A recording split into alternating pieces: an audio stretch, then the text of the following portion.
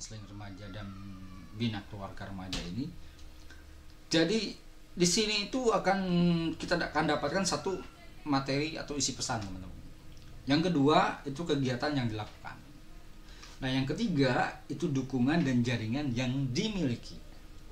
Nah, 3 hal ini sebetulnya teman-teman di pusat informasi konseling remaja itu harus paham, supaya memang bisa meningkatkan kualitas dari pusat informasi konseling remaja itu sendiri kalau melihat dari 3 hal ini.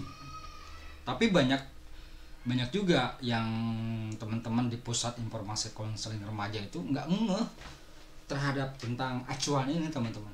Jadi yang penting ada aja pusat informasi konseling remaja, tapi dia nggak tahu dasarnya seperti ini, kualitasnya harus seperti apa.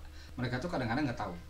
Nah, mudah-mudahan dengan adanya video ini bisa menjadi ini ya, pedoman buat teman-teman semua pengelola pusat informasi konseling remaja untuk meningkatkan eksistensi, kualitas, kapasitas pengelolaannya supaya jadi peak air juara, teman-teman. Itu ya. Nah, saya kembali, teman-teman. Dulu pusat informasi konseling remaja itu ada 3 tahap. Tumbuh, tegak, tegar. Ya, tumbuh, tegak, tegar. Nah, kalau yang sekarang itu peak air-nya itu atau pusat informasi konseling remaja dengan BKR itu sekarang itu ada 3 tahapan, tetapi bukan tumbuh, tegak, tegar lagi, tetapi berani, ya, siap, dan kolaborasi. Itu berani, siap, kolaborasi. Jadi apa saja yang membedakan? Ini yang membedakan, teman-teman. Pertama, kriteria ya. Kriteria, materi, dan isi pesan. Itu semuanya sama lah ya. Sampai dengan tahapan kolaborasi itu semuanya sama, 4 subjek genre. Ditambah materi penunjangnya itu 101 cara bicara tentang kita. Ya, saya yakin teman-teman sudah mendapatkan materi tentang 1001 cara bicara tentang kita.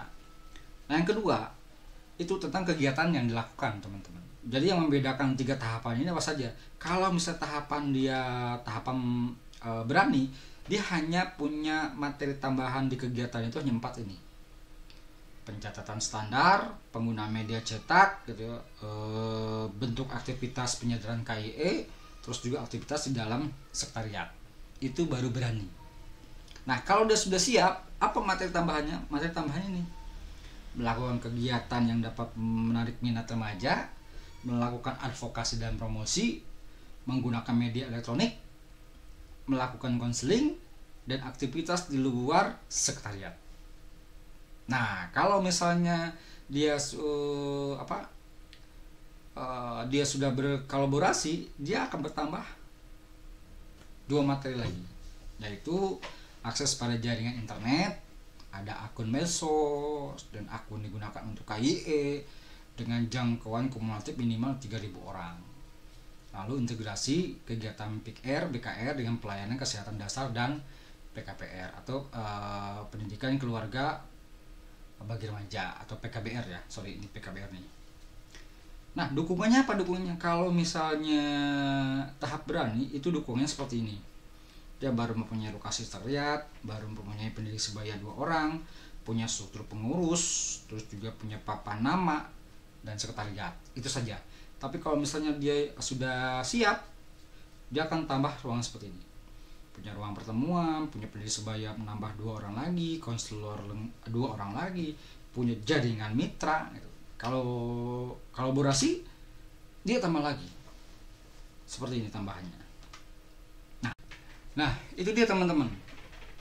Sejarah perkembangan dengan juga apa saja yang harus dipersiapkan di pusat informasi konseling remaja.